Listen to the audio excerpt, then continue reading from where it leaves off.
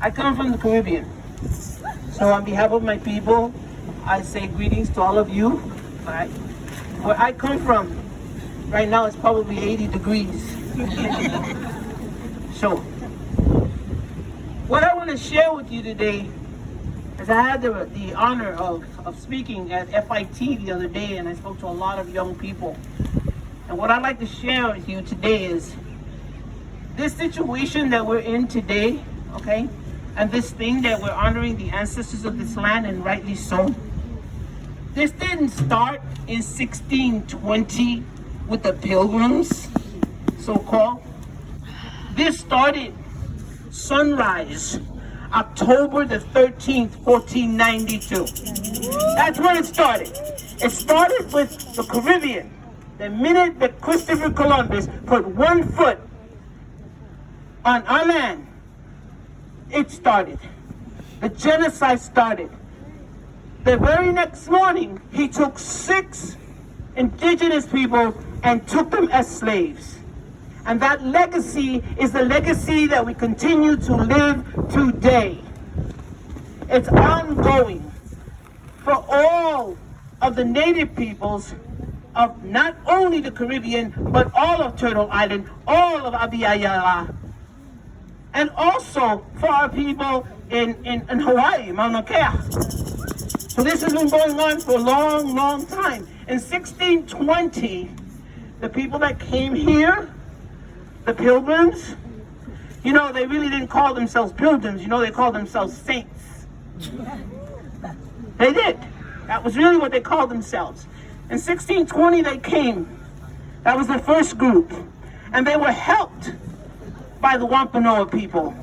They were fed, they were taught. We gave them, and the Wampanoags gave them, the 3 sisters, food, all kinds of things. And they gave them smallpox. How about that, okay? And there were thousands of them that died.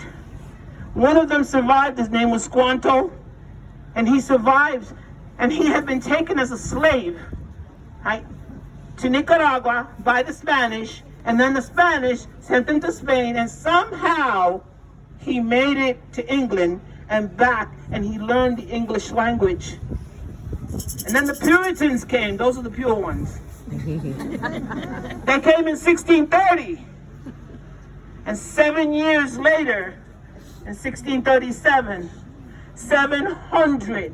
over 700 Pequot people were killed while they slept, men, women, and children. All of them. Massacred. And we are still being massacred. Native peoples across these continents are being massacred. We are still losing our lands. We have the women that are being killed, indigenous women in Canada. We have in Bolivia right now, they took over again. They got rid of Evo Morales. While he was president, no one died.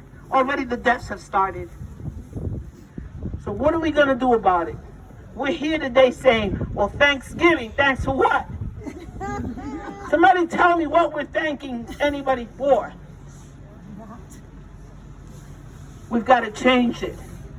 And it's not going to be easy. But I'm telling you, my people have been struggling because we've never surrendered. The Taino people never surrendered. Never!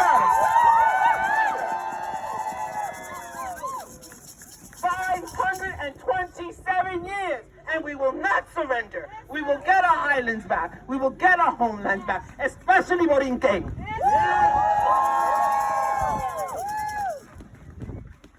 And that's an important thing. And that's a message that I bring to you. You must not surrender. You must never give up. You must never give up, and you must continue to fight for your human rights. My people, the Taino people, were the first people to fight for human rights. We were the very first to give our lives and to spill our blood for our land, for our people. And that's an honor for us? I don't think so. You know why? Because sadly, the genocide continues. It continues today. And if you're here today honoring the ancestors of this land, honor them by standing strong and standing up for human rights.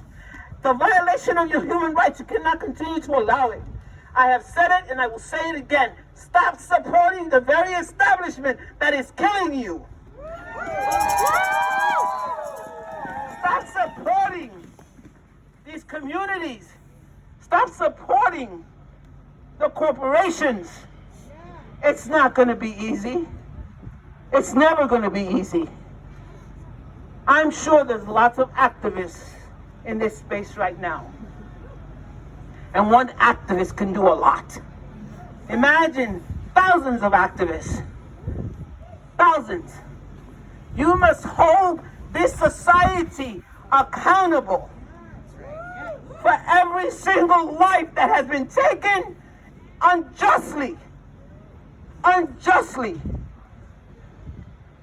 And this land is Indian land. It is native land. And if you look at that wall they're building, if they were to build that wall, I would tell them, build the wall. Build it under its original borders. If you build it under its original borders, you won't have the United States as big as it is, okay? It would be this little, this much. And these are the things you have to remember when you come to these events. What are you going to do about it? What are you going to do when you get home? How are you going to stand strong? We have to always remember that. And that's the message that I bring to you today. Never give up, never surrender, fight back, be strong. You know? There's honor in victory, and we will win.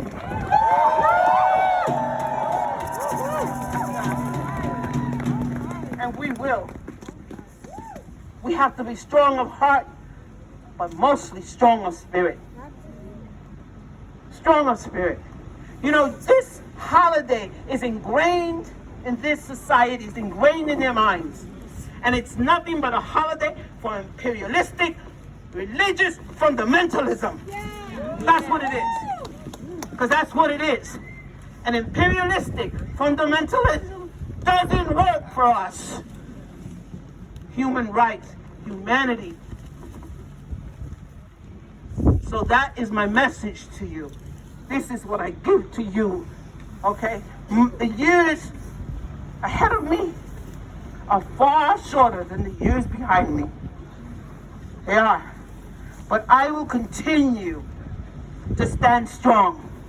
And I will continue to stand strong until there's no breath left in me. And you must do the same. And you must do the same. And you young people, if we have to vote, vote. Let's see if it works. Vote. Okay? See if it works. We have to use every tool that's available for us. Every tool. Everything we have. For my relatives, all the Native American people here, all my relatives that are suffering, Standing Rock, everywhere they are, everywhere, I say to you, remember your ancestors and go back to the ways of your people. Go back to the ways of your people, because that's the only way that we are going to be able to stand strong, so that your spirit will have the courage to continue to fight. And to our relatives here of other nations and other skin colors, because I don't like to use this, just white. We're technicolor, man. We're rainbow people. We're beautiful, right? Yeah. Stand and fight as well. We also have to worry about climate change. They're abusing this earth to the point where there might not be any earth left. Does anybody have another planet to go to? So, I'm going to leave you with that. Stand strong. And I've said it before and I'll say it again. I'm from the Boyo of Atave. This is a women's group. Boyo Atave means house of Mother Earth. We stand strong as women, fighting for our human rights and for the human rights of everybody. Okay, so I wanted them to show the banner. Okay, and I want to hear a real loud and fist in the air and feel it in your heart and stomp on the ground. Fight back! Fight back! Fight back!